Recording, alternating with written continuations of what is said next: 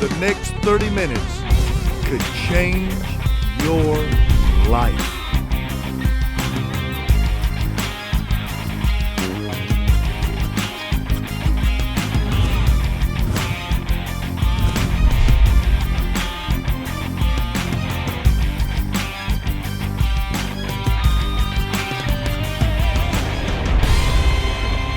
Redemption with Ron Carpenter.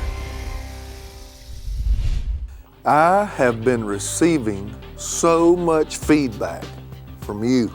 We must have really hit something. Hi, I'm Ron Carpenter. Welcome to Redemption with Ron Carpenter. We've been talking about what makes a man. And I'm going to tell you, it's like being in a phone bank and all of a sudden you hit a nerve and all the phone banks light up. I tell you, social media-wise, letters, emails-wise, something is happening right here. I believe that America suffers from a huge father wound. I believe that there is a hole that is created by an absent father, a fatherless generation, a generation now coming into adulthood. And I have really tried to speak into that situation. I got several prophetic words spoken into my life that I was going to be one of the ones that would help bring healing to the father wound in America. And so one of the first things I said, I don't know what that looks like, I don't know what that means, but I know the first thing that you can do is you just start speaking to it. So I took this entire summer and I began to speak into this situation. And oh my, what a response from men and women alike. Altars packed. Women saying, thank you so much. You know, you have helped me form my expectations of what to look for in a husband or what to expect out of the husband I have. And we raise standards for the men saying, thank you for providing me a biblical model of what this means. Something great is happening. I don't want you to miss it. So we're going to be showing more and more and more of this to you. So hang on, I'll talk to you again in a moment. Men talk linear. Women talk circular. These are not criticisms, these are observations. Men talk in straight lines. Women talk in circles. I can listen to my wife get on the telephone and I can sit there and in 10 minutes I'm twitching. And I'm sitting there listening to it saying, is this thing going anywhere? Like a plane just circling. See, planes, we used to have one. They don't just come in many times for a landing. If you go into a city where there's a lot of traffic, you have to circle and circle and circle and circle, and then finally you get to make your approach and land. If you go into a small town, you can well, men, they talk into small towns. Ladies, they circle like cities. Sitting at my son's baby shower a few weeks ago, and me and him were there and about 40 women. And we just looked at each other. And I wish you could have heard the conversation. And I told him about the difference. The difference. And he got baptized into it that day. I mean, he got baptized. Oh, I'm telling you. And she's sitting there holding her baby. And he had his first booger in his nose. And they grow up so fast. And I looked and he can't even wear them socks no more. I got him. And me and my son were just sitting there going. And then my daughter-in-law was opening the package. Diapers, and it's got Spider-Man on it. Look, everybody, diapers, it's got a Spider-Man on the front of it. And I'm sitting there like, he's going to doo-doo in that. Why do we care what superhero is on it? He's going to use the bathroom in that.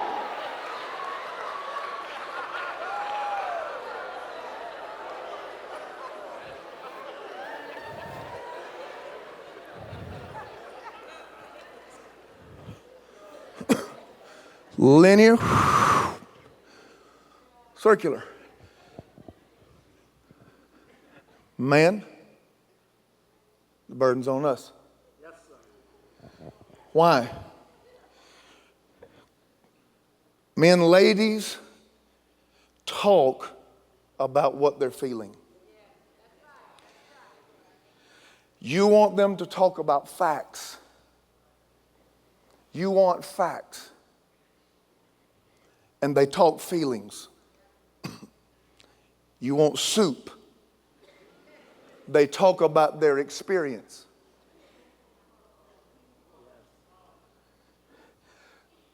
And they want your attention in their experience.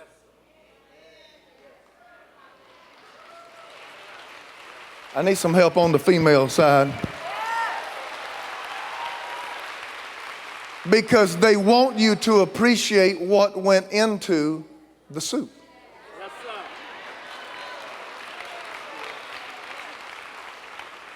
sir. No, men. Look, back over here. Back over here. I see men. Losing you. Come on back. Dial it back in.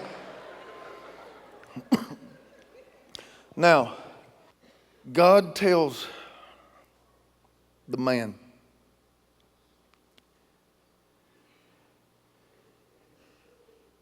when you take her and honor her as the weaker vessel. I wish I could tell you what that word weaker in the Greek meant, but I don't know if the women are mature enough to handle the true meaning of it. Because it's so out of order.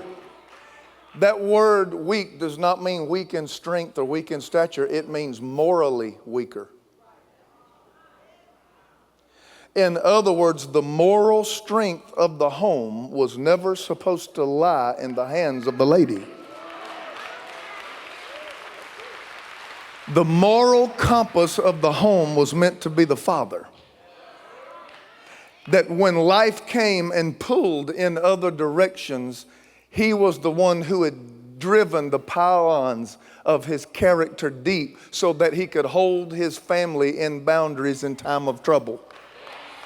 And he says, you are to understand that really your wife and the whole family, you are to take them in and understand that you are the one that I will hold morally accountable. That is why when Eve strayed and was deceived and she was tricked, God never said, Eve, where art thou? He said, Adam, where art thou? That's why I said last week, it may not be your fault, but it is your responsibility. And he said, dwell with her and understand her and then bring her in and guard her as the weaker vessel. And in other words, you set the moral compass for your home, and then you make sure that everybody is protected by the boundaries of the moral compass that you set. Is anybody in this building? I'm not hearing a lot, but God put that one in the men. We can't be going out here without restraint, running wild and acting crazy. God left it up to the man in the house to say, there's a line, we're not going outside of that line. Here's another line, we're not going outside of that line. This is the way, and we're going to walk in it. Catch this verse right here. As for me and my house, we're going to serve the Lord. I need some men who are going to sit here and say, from this moment forward, you ain't got to worry about me getting out of here. I'm drawing a line for myself, and I'm going to bring everybody under its protection. Shout hallelujah. Tell your neighbor, say, sit back down, give him a few more minutes, give him a few more minutes, give him a few more minutes. Woo! Can I keep going? Hallelujah. Now, the things that the man needs to understand is to understand men process longer. If she's thinking about the kid's report card, she's talking about it. Okay? Men 7,000 to 14,000 words a day, women 20,000 to 40,000 words a day. That's why when you get in an argument, he leaves the room. Serious. And that makes you madder because he won't fight back. You know why? Because men don't like to lose. And they know that is a battle they have no chance of winning. So what do? They will not enter it. Because they can't talk with you. They can't hang. Okay? You have too good a memory and you can talk it and recall it too much and too fast. I can look at my wife and say, I didn't say that. She said, oh yeah, you did. You was wearing red shoes. You had on a tie like this. You had on that belt with that thing written across it and a little C on the side. knows what belt I was wearing and what loophole it was in when I said it. See, we can't hang with that, so we walk out the room. Men go in caves to process information. So Johnny's report card and the fact that he's failing is tearing you up, and you're sitting there cooking. I can't believe I got to go down to that school again. I'm so aggravated, I don't know what to do. I'm spending 2 hours a night with him, and he's sitting in there with the Xbox. And you fuming. You can feel it rising. And so you put down the pan, you walk in there, our family's going to hell, and you don't even care nothing about it.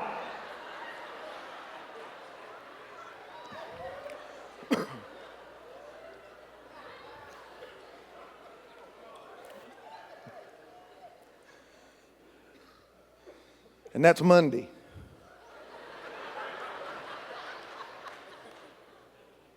And you think because he's in there, because he does not express like you think he's not concerned. If you're thinking, you're talking. When a man gets really, really, really quiet, he's really, really, really concerned.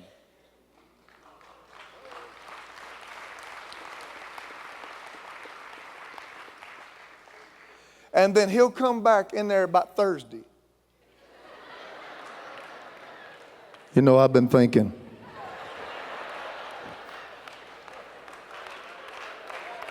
About what you said the other day. You don't even know what he's talking about. You done moved on to 55 other topics, and he's still thinking about what you said about Johnny Monday, and you wore him out. He was listening while he was playing that Xbox, but he goes into a cave. See, a man goes into solitary confinement to process. He doesn't talk everything he's feeling. He gets quiet. When I go quiet 2 or 3 days, I am deeply, deeply trying to process something.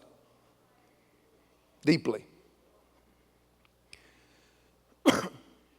The problem with men going into solitary confinement, men, is that God has already made the first major pronouncement over you. And he said that it ain't good that you're alone. Do you know how they punish hardened criminals? They can take somebody like a Saddam Hussein, genocide, destroyed hundreds of thousands of his own people, sitting there eating a steak and could have cared less, but put him by himself. And he breaks down and crumbles like an 8-year-old child. And they can take a hardened criminal that can hold a bullet to your head, put it through there, and never crack a smile, never shed a tear, and put him by himself, and he will crack. And the problem with men is the burden is on us to know her, to understand if she's feeling it, she's talking it. The burden is on us, men, to know we talk linear and she talks in circles. You want facts. She wants you to come into the experience that brought about the facts. To dwell with her with knowledge. Men, she has a cycle. You don't have a cycle. That cycle has peaks and valleys. God has put the burden on you to dwell with her knowing that. I got one going to bring an offering up here and just throw it down right here. It may be the biggest one I've ever gotten to. I can expect that there are peaks and there are valleys in that cycle that your body is not on and her body is. And God doesn't say for her to understand you. He said for you. It's tough being a man. It's tough knowing you speak one language and your wife speaks many. And she gets to jump to any language she wants to at any time, and you got to figure out which one she's talking. Knowing that no don't always mean no. She's tired, she's worn out, she's been with the kids changing diapers all day. You come in there and ain't helped and ain't done nothing. And you come in there that night, hey, Daddy been watching you all day. You're looking so good. What you think, baby?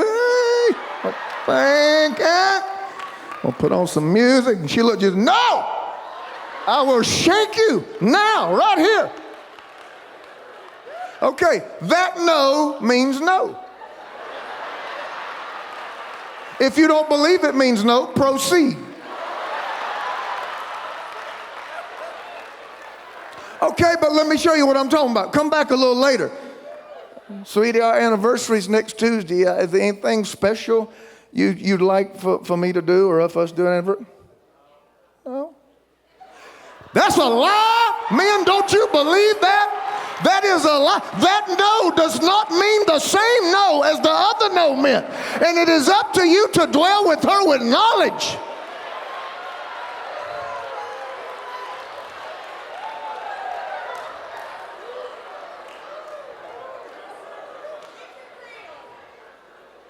She just went from English to Spanish. There is no interpreter in the house. You must figure it out. Thus saith the Lord. You know, I had a mentor tell me one time, said, Ron, don't let there be anything that you spend more money on than your mind.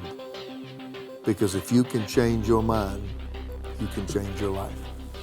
This is what makes a man. You've been hearing a few moments of each teaching that we've done here, but right here I have the first 4 in this set called What Makes a Man. Very challenging series. The response has been huge from both men and women alike. In fact, they want to know, am I going to do anything to follow up? I got some things in the works. Just give me some time. But I would like for you to have the entire set, and I've asked my team, if you'll call now to make this whole first part of the set, CD or DVD, available to you for just $30. We'll take care of the shipping. I would love for you to hear all of it in its context. I believe you could commute to your day to work, drive, whatever you need to do. This could be something wonderful to be a teaching tool in your life. Would you order now? And now, back to Redemption with Ron Carpenter. The burden is on us men to know that you can compartmentalize, and she's very connected to her environment.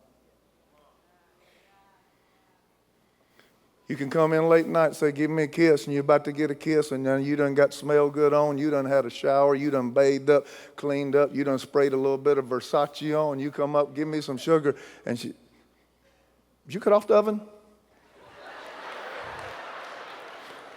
She is connected. Did you close the garage? Are the kids asleep? In other words, man, go ahead and bring your checklist in there and just go down all 38 of them and check them off. Why? We left. She's connected. Men, you ain't connected to none of it. She says, are the children asleep? And we have children? When did we have children? Men have the ability to wall something off and set it aside as though it did not exist. If nobody would have ever followed Google, YouTube, been in these services, or ever followed my family's story, and they walked in here this Sunday morning, they would have no idea what we've walked through in the last year. Because I have the ability to take pain, trauma, difficulty, and we'll build a wall around it and set it to the side and put it over here. And then when I get in this pulpit, give your God a praise in this place. I have that ability. We don't come up. Now, a woman is connected to her pain. A man can compartmentalize it and then he goes back into his cave. And he processes alone. The burden's on us men to understand how that happens. It's not on her. He said, man, you done told me I'm source and I'm sustainer and the burden's on me. Yeah, it's tough being a man. I'm the moral compass and I set the boundaries and I'm the visionary and she helped. Yeah, it's tough being a man. That's just 3 sermons. You got a whole 3 months to go. That's just 3. If I could have some music, please. The problem with men is that when they go into their cave to try to process something, sometimes they never come out.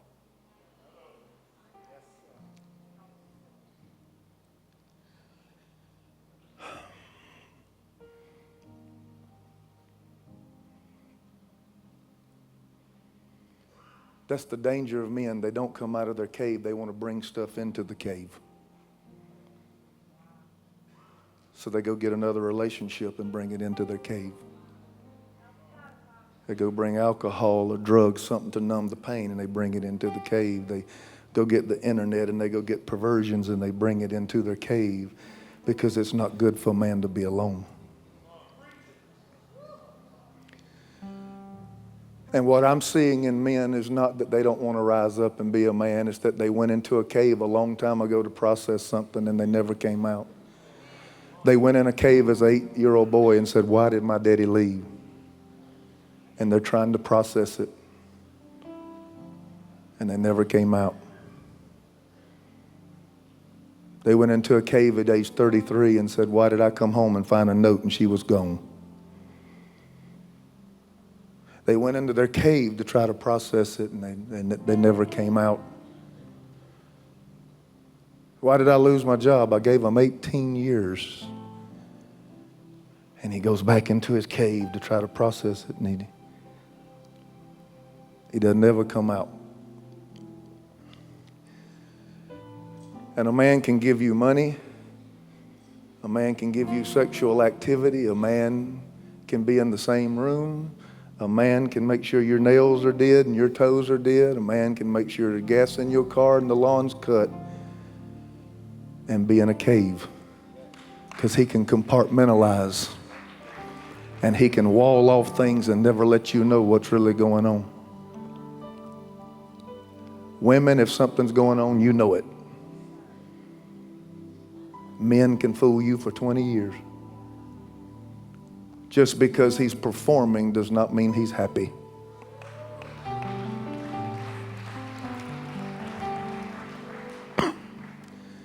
And I know what time it is, but I got to do this anyway. I don't care what time it is. I'm going to let the rest of you leave after I do that. But without any fear, inhibition, or embarrassment, I'm talking to a lot of men. I know who I pastor. This church has got more men than normal. But there are men in here that you're functioning in a role, but something happened in your life and you went into the cave and you never came out. You never came out. You're locked up on the inside. You're in the room, but you're not in the room. You're smiling, but you ain't happy. You ain't got the answer for when it was 8 or when you were 11 or when you were 33. You're still waiting on answers. You've walled it off and not let nobody know it exists, but when you're by yourself, you feel the pain of it and you crawl back into your cave. The problem is if you don't come out of it, you're going to start pulling some bad stuff into it. Because you're not going to be alone. God said a man won't do that. And if you feel like something happened in your life that put you in the cave and you ain't had a chance to ever come out, and you're man enough to say that with me this morning, because I've had some experiences too that'll put you in a cave. I want you to get up out of your seat and come stand down here with me. I'm going to minister to you. I need some men that'll be honest to come down here and say, I went in a cave a long time ago and I never came out. Women, that you want to see them rise up, they getting up. Just circle, just circle. Come on, cry. It's all right to cry. It's all right, cry. Bust out crying, fall on the floor, fall over the fire. I don't care, just cry. I went in a cave and I never came out. Come on, who are you? Come down here. Don't stop clapping till every single one of them have gotten down here.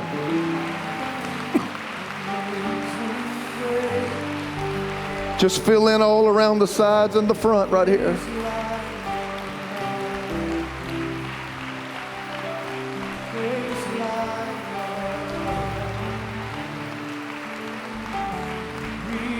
Look at this, look at this, look at this, look at this.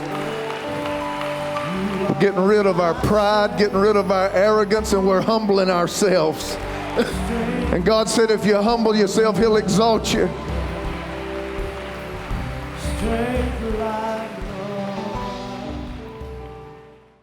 To identify what is in you that God wants to live, you are going to have to die to what you want to do so that it can manifest in your lifetime. Ron Carpenter's latest series, Living Inside Out, helps you push past the boundaries that are keeping you from God's call on your life and help you obtain the blessings that are meant for you. But I hear something big even though I see something small. I may have a small wallet, but my vision is big.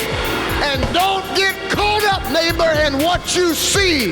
If you could just hear what I hear. Ron Carpenter has dedicated 5 messages to the subject of Living Inside Out. Available on CD or DVD for just $35. Order now and we will throw in free shipping within the continental United States. Call, write, or visit roncarpenter.com. Order today.